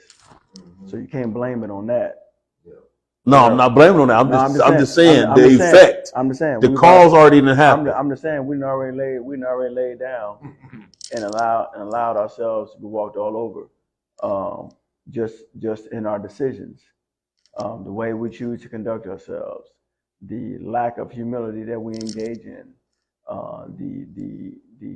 which is pride, the negative pride, the lack of good pride by having humility. That in of itself sets the community up for failure. Right. It sets generations up for failure. Because when you have a lot of people who are hateful, they pass that hate down to their children, their children's children, their children's children's children. You know, by the time we get down to children's children's children, they don't even know where the hate started. All they know is they hate. They feel it. You know, and so now it's a matter of, well, I don't know what this is about, but now I'm just loyal to my family, not even knowing if you're loyal to a lie, because you haven't even taken the time to inform yourself. Because the best decision you can ever make is an informed one. But often in our community, we do more engaging in uninformed than we ever engage in the informed. Mm-hmm. So now we're operating from an emotional position. So again, that is what has set up the community for failure. If you really want to get down to the root and talk about the nitty, get down to nitty gritty of what's really going on. So what needs to change, and what we've been talking about on a week to week basis, is really what we're after is a change in mindset. That is the whole purpose of this show. Yeah, is to bring about enlightenment to the people. Right.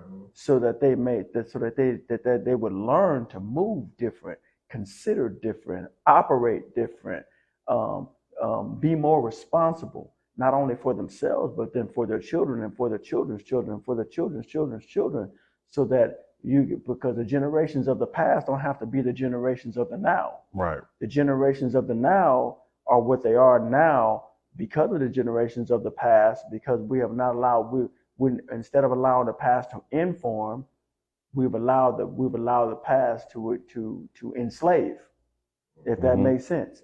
When you engage in an angry-like mentality because of the past, then you're not bettering your own. What you're doing is you're stuck. Yeah. Okay. And if someone was to ask you if you were stuck, you would say, "No, I'm not stuck." But in reality, the way you move like an enslaved person. So now, again, since we're being real, we talk about now we've gone from shackles on our hands and shackles on our feet to shackles on our minds. On our minds. So again, that's where the problem is. Yeah, it is. You see what I mean? So you can blame other people, but the reality is that as a community, we did it to ourselves. You talked about loving your neighbors as you love yourself. Well, guess what? Treat people the way you want to be treated. Yeah. When it boils down to it, Be other-centered instead of self-centered. In other words, when you see you don't want people moving out, moving away from you, this, that, and the other, well, man, learn how to respect some people. You know, learn Right. how to The you- information to say, you know what, must be a problem with me instead of trying to play it safe. Yes. Yeah. Yes. Yeah. And a lot of people do that. Look internally instead of Okay, externally, externally, saying yeah. the problem must be external. No, how about you take an internal look and see, wait a minute, is there anything I can do different? What am I bringing to the table? What it is mirroring. And that kind of hit me. Mirroring your image. Yeah. Mirroring something Yeah. about yourself. Yeah. You go in the mirror to see an image of yourself. Mhm. So you're able to mirror by understanding self, by looking through the mirror and say, okay, what am I doing wrong? A lot of us don't do that. What we do, we'll do this. We do the blame game. Look for somebody else to blame. Someone else to blame, or we'll say this is the problem. But the problem is, it's just not an individual problem. This is a collective problem. That mindset is a collective problem, because when you get a whole bunch of people with the same mindset, now you have a collective I problem. gotta take this call. I gotta take this call. Okay. Now you have a collective problem. Yes. Hello. So that's what it boils down to. Yes. So a person has to willingly change, willingly make a difference, willingly move different, willingly make adjustments. And that's what we're talking about today. We're talking about you've got to get out of the bad pride, which is a lack of humility, enter the good pride, which is good, Hello? which is having humility. You said what? And because you have humility, you Not move too it, much was in the meeting. right? So that's what it What's boils going on with you? You can't always look at other people as, not on their level. I hear a lot of people, If you can call me probably about 30, 40 minutes. if you're not leveling up. All right. Leveling up is more than just self. It ain't just about what you're doing, what you accomplish, what you drive in, what you have as a job, the relationship you have. Leveling up is when it can be instrumental through many ways that can help more than just yourself. Mm-hmm. And I think sometimes we get so caught up in what we're doing, and we think that we're doing such the greatest job that we'll look at everybody else around us and find flaws and nitpick at everybody else and pick other people apart. Well, I hate that part. I hate when people we do that. We do that often. Well, you gotta look at And that's like bad pride, right? Sometimes that's bad pride. Depends. Okay. Okay. Like when you talk about leveling up. Now, when you talk about, our people have lost contact with the Father. Okay. Here's a reality. Here's a fact. Okay. How can two walk together unless they agree? That's a fact. Okay. So when you have to find people that are like-minded to keep company with. Okay. Because when you have people in your company, or in your circle, or even on your bus that are not going along with the vision, but are engaging in what's called division or division, okay, without a focus, okay, those people are detrimental to the cause. Yeah. Okay, so when a person says we're not on that, then we're not leveling up, that's really, for some, that's really what they're saying. They're saying, wait a minute now, I'm trying to do this, and this person's not helping me get there. So I need to let them go. Got to. You see what I mean? Yeah. And there's nothing wrong with that. Yeah. Now, that's good pride. Yeah. Now, here's where the bad pride comes in. Okay? Where you don't want to help somebody else. You can clearly see that they're struggling. You can clearly see that they want to do better. You can clearly see that they can use your help going in that direction, and you refuse to give it because you think you're better. Okay? Right. Now, that's not somebody who's trying to drag you down. That's somebody that's trying to learn from you.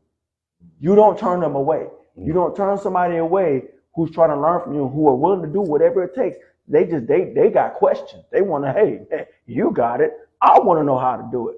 You don't turn people like that away. No, you don't. You see what I'm saying? But if you got somebody who's trying to cost you everything that you done worked hard for, oh yeah, by all means. I ain't doing your time.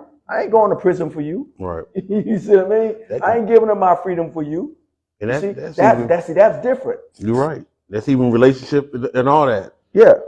All that. So like I said, you got the thing. Even your kids. Yeah. Yeah, even your own kids. I mean, you got to. Cut the thing. Yeah. The prodigal son, the dad say, well, you want your head, go ahead. Yeah. You have to be able to cut the stream and let him go. Right. And that's the thing is that bottom line is we're talking about pride as we get ready to, I know because it's getting close to 7:30. When we're talking about pride, good pride and bad pride, really what we're talking about is balance. In a nutshell, we're talking about balance. Balancing out pride with humility. Mm-hmm. That's balance. When you're lacking humility, you're engaging in bad pride. When you have humility, you're engaging in good pride. So now, how do you take that good pride and continue to multiply that good pride with humility? Now you got to figure out how to balance humility. Okay? How do I know when to say yes? How do I know when to say no? Because sometimes it's okay to say no. People will get mad at you either way. Yeah. People get mad at you when you're saying no. You have a good reason for saying no. They know you have a good reason for saying no, but yet they still want to call you selfish because you said no. Right. People are always okay when you say yes, even when you shouldn't say yes, even to your own detriment. You say yes because you're trying to prove a point. You don't want anybody to say that you're selfish, so you're so worried about what people think that to your own detriment you say yes. When you know good well, you ought to say no. But then those people who are benefiting from your yes don't have a problem taking from you, but they got a problem helping you.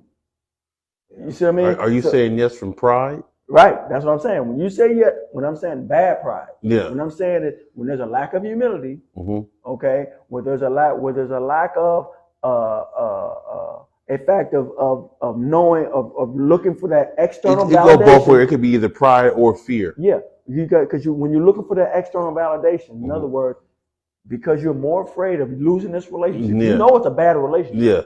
But because you're afraid of losing it, you're afraid of what they're going to say. You're afraid of what they're going to do. Yeah. So therefore, you say yes when you ought to say no. No. Yeah. So now, your validation is not with you. Your validation is with them. That's bad pride. Yeah. You see what I mean? That's why. So that's why I say you gotta. It's a real no fine dignity. You don't even have any dignity because if you had dignity for yourself, you would tell them no. Right. And then a lot of them can't say no because some people have. That's why they call it politics. Some people have dirt on people, where even with their moral compass, dignity at the highest level, it diminishes their moral compass because someone got something over them.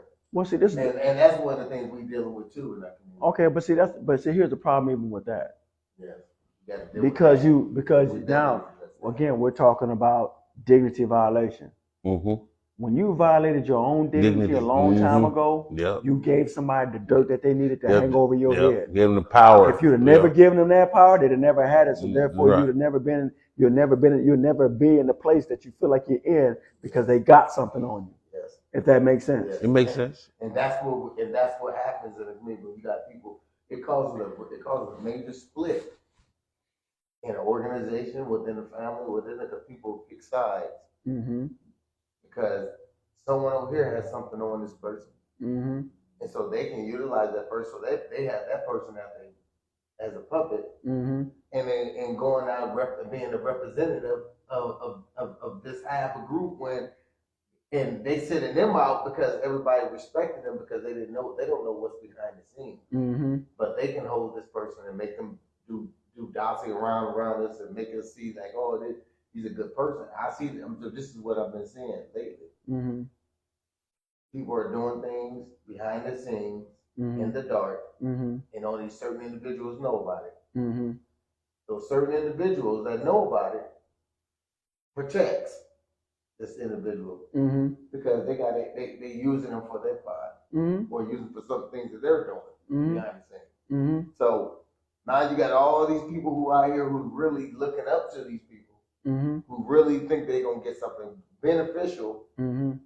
Find out that they get deceived because there's a hidden agenda behind the scenes. Because you owe me. I did for you. Now you gotta do it for you me. For me. And politics do that all And the that's time. how our community get hurt because how you got in the office, how you got those votes. Now you gotta pay the piper and turn a blind eye over here because I need this over here. Yeah. And that's the things that we're dealing with when we talk about our community. You know, we talk about this pride thing, and we talk about humanity. When people lack that, and they lack a moral compass, you know, there's people who will vote against their moral compass because someone got dirt on them. But they would tell you out in the forefront, oh, this is their interest. No one is not. It's because someone's behind the scenes pulling the string. Well, how do we deal with that? How do we deal with our community? Because we got a lot of that going on in our community. But see, again, I can't talk about other communities. I know. But the reality is this, is that the only reason why there's somebody behind the scenes pulling the string is because we're giving them permission. At the end of the day, look, a person can still decide, even at the cost, because really, that's what sacrifice is. Sacrifice is a willingness to pay the cost to get a desired result. Right? Take responsibility and accountability. Okay, and if you're unwilling to do that, then guess what? You can blame that person back there all you want, talking about they pulling the strings, but guess what? You're giving them permission to pull the strings. You can't get away from the fact that you're giving them permission, because guess what? At the end of the day, we are all individuals. We all speak what we want to speak. Now, of course, like I said, even you can go all the way back to slavery. There are those who were determined to be free. I've mentioned this before. And because they were so determined to be free, they end up with no hands and no legs because they kept trying to run away, maimed. Because they kept trying to run. They were determined to be free. Then there were those who were not maimed in their hands, they were not maimed in their legs, but they were maimed in their minds because they refused to stand up. They refused to. They became, yes. So they told those who were trying to run away, hey, wait a minute, you're making trouble for us. You see what I mean? And so again, you know, it takes courage to stand up. It takes courage to say no when you don't, to say no when you feel forced to say yes, but yet you say no because you know no is the right answer to give. Or to say yes when you need to say yes, and when someone's trying to encourage you to say no, even though you know yes is the right answer to give, you say no because someone else is telling you to say no. Right. You know, it's just like when we were younger. You know, I think all the way back to a young lady I was dating at the time. You know, I was into her, but guess what? My cousins weren't. You know, they were like, oh man, she did, she that. You know, no, she, you know, but so it was like, oh, okay, so because they thought she wasn't attractive, I was supposed to think she wasn't attractive. Right. You see what I'm saying? But so you don't ever want to farm out your decision making. You don't want to farm out your value. No, you don't outsource that. You keep that. Yeah. You see what I mean? Use rationalization. Yes, use it.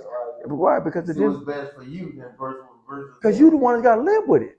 Yeah. You are the one that has to live with that. But on the flip side of that, you can't go around telling people negative stuff and then think they're gonna see them in a positive result. Right. So you got to make sure you be careful how you expound on somebody that you care about. Yeah. To your family or to your friends. Yeah. Right. Because if once you put that out in the atmosphere, oh, it's done. It's done because people are going to see you they're going to see that person for what you projected, what you painted a picture of them of. And you can't be mad at them because they don't want to engage, or when they come around they snuff their nose up, or they got something to say. Mm-hmm. You can't be mad at them because you went, or we went, or he went, or she went and spoke ill will on that individual, knowing that they're gonna still be together. Mm-hmm. And what else could happen behind that? They'll start treating you different. Oh yeah. Oh man. Especially in kind of relationship. And pride will come in. You get good pride and bad pride. The person you done told about that and you won't leave this person, then they'll start treating you like you saw. You the one that started it. They're like, oh yeah, you the enemy. Yeah. You did it. You know. So we just this is why pride is important too. You know, take pride in what you good pride. Good pride. What you put out in the hemisphere. You know, right. Put out bad pride pride, you're gonna get bad results. You put Yeah. out good pride, you're gonna get good results. But you know, just what you put in the hemisphere and atmosphere. You know, we're all grown, and we all got stuff going on in our homes. We got stuff going on in our community. We got stuff going on in our jobs. And guess what? We have to deal with them accordingly.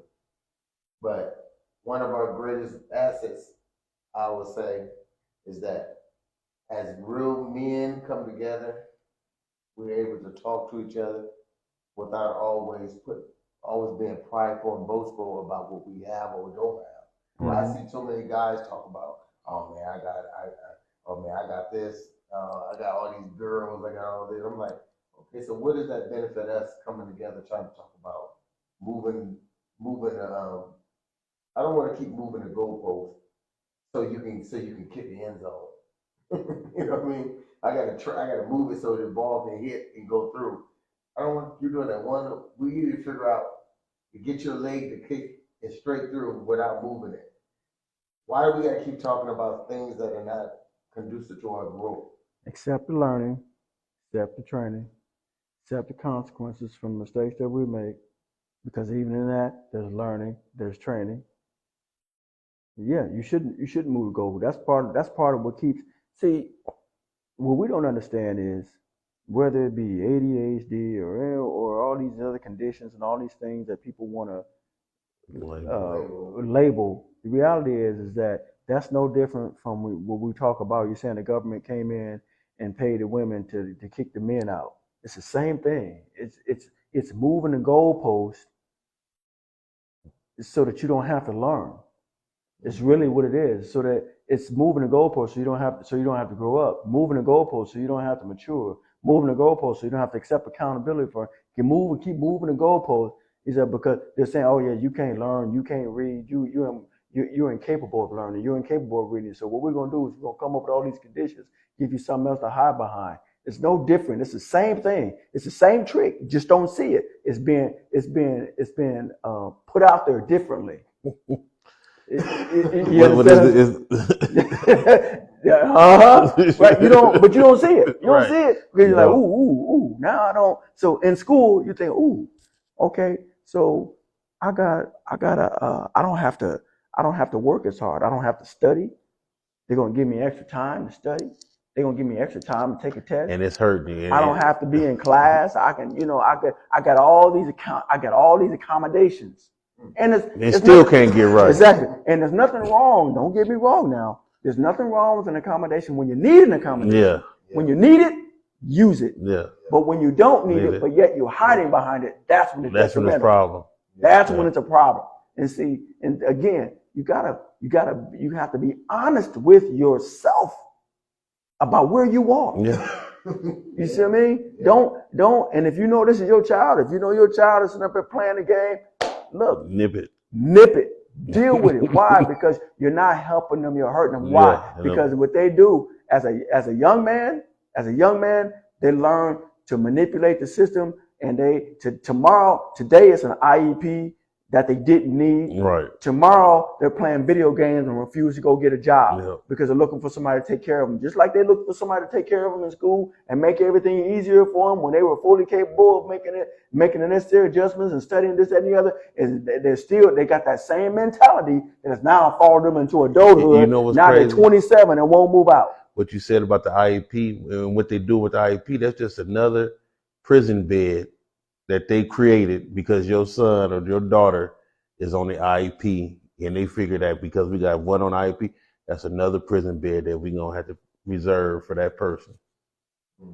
I mean, again, you know, that's crazy. We have to function, smart, learn to function in good pride. Yeah, we have to learn to be humble, in dignity, and we have a sense of dignity. Yeah. Have a sense of integrity. You know, within ourselves. Because if you had dignity, you wouldn't accept the handout. No. You see what I'm saying? Now, do understand. If you need it, by all means, accept it because you should. But if you don't need it, you shouldn't accept it because it's crippling you. And then find a way to get away from it. Yes. Yeah, I needed it for now. I need it for now. But I don't want it to be a lifestyle. Exactly. You know what's funny? It's funny because when you get unemployment, when you file for unemployment, and that ain't no money. and you only get it for a certain amount of time, and then they cut you off. Yeah. But you know, job support, welfare and anything like that, it becomes a life cycle. No, you get cut off, but you just in the moment because you got until that child is 18. Yeah, by that time you don't need it no more. You would think you wouldn't even, but now, there's been people I'm that have lived. I'm gonna tell you what happens. This is what happens when that child turns 19 and you don't get it anymore. They have now another they one. now they expect their child to take care of them. Them, yeah. You see, now they want to move in with their child. Now their child can't go live their own life. Or they 40 with a toddler. Yeah. Hopefully get right. You see what I'm saying? So again, always looking for a way. And that's what I'm saying. When you need it, by all means use it. But when you don't need it, let it go. Don't cripple yourself. Right. Don't let nobody encourage you to cripple yourself. Yeah. Well, I see a lot of them will stay in college and keep staying in college. Professional students, yeah, what they call them. Students. They will not want to go get a job. Just want to keep staying in school. And that ain't no money. Well, they keep taking a loan. They keep taking a loan, taking out them loans. Now you hundreds and thousands of dollars in debt. Yeah. But that's just, some people get, like I said, we are so conditioned to so many different bad elements, But we allow ourselves to be ourselves conditioned.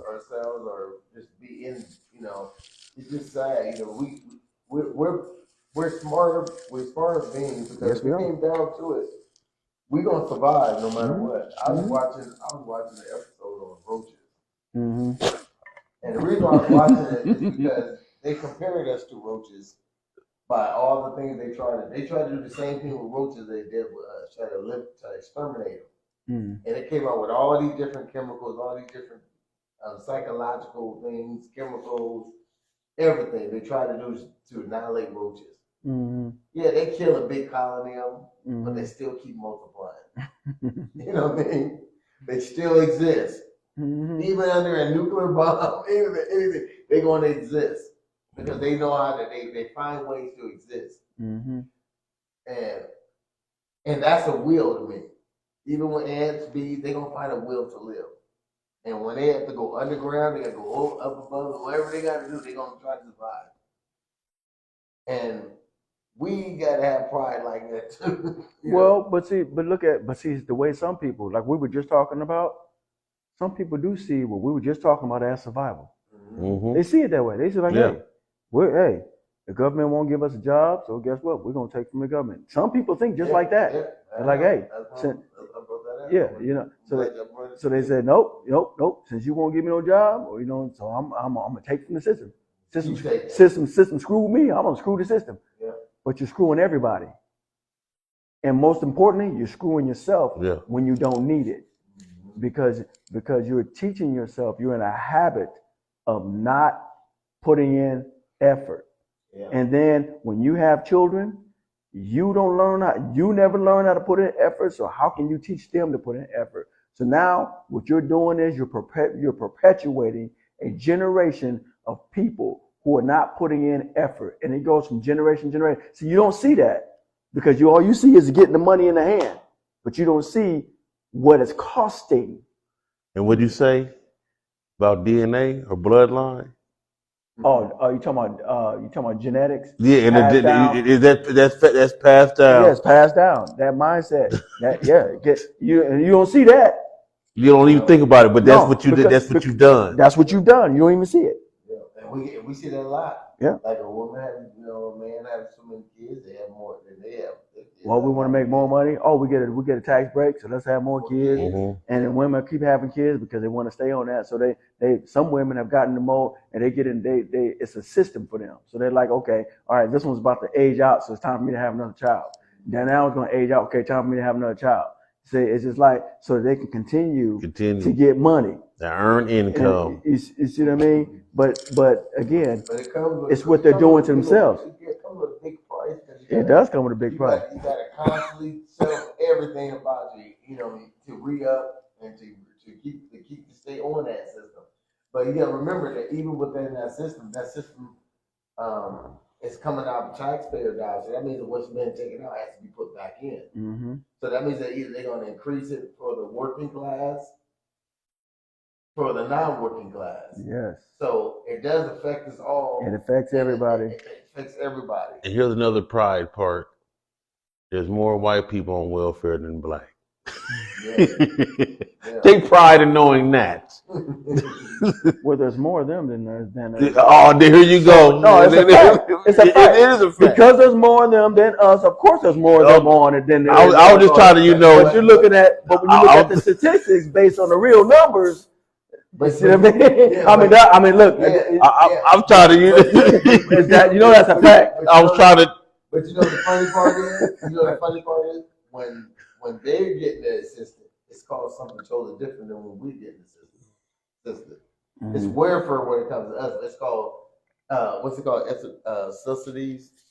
What's it called? They call it what they call it some subsidies. Some assistance or something more. Some expedited subsidies. Oh, okay. So they call it different, but when they call it with us, farmers get the same assistance as welfare did, but it's called subsidized, subsidies. You know what I mean? Like they get it because it's a bad season or whatever it is. So they're gonna get right. They get millions and millions of dollars. You know what I mean? So we just gotta understand they play with words, they play with a lot of things, but we give crudeness to all that stuff too by us being like some people just became lazy, some people just don't want to work, some people don't want to they don't want to be instrumental in their community. They've been more detrimental. You got to remember, you all are investors. You all are asset to the community. Yes. But when you lay on your hands and you do nothing, you become a liability. And sometimes we forget that some of the actions that we take are liability actions. They're not assets with realities. We need to change that and flip that around so we can become more assets than liabilities towards each other. Because when we have to, if you got a whole family, I remember when we was growing up, now I always bring it up, everybody had gardens. Everybody had a garden, remember? There was not that one elder that didn't have a garden. And there was nobody in the neighborhood who went hungry. Because the community would come together and say, hey, I got some watermelon, I got some squash, I got some tomatoes, I got some tamales, everybody would bring their stuff to the middle of the community, the middle of the block, and they would exchange. Or they say, oh, such and such over there don't got enough food. We ain't gonna let those kids starve, and they'll go over there and send a package. That was community. And then you couldn't go down the street, your kid couldn't go down the street and do careless things, or there's always an elder sitting on the porch paying attention to the kids, not just their own kids, they paying attention to the kids. So when your kids is about to run across the street and they see a car come, they yelling out, "You better get it, go out there!" They yell out, or they go out there and run out there and go get them.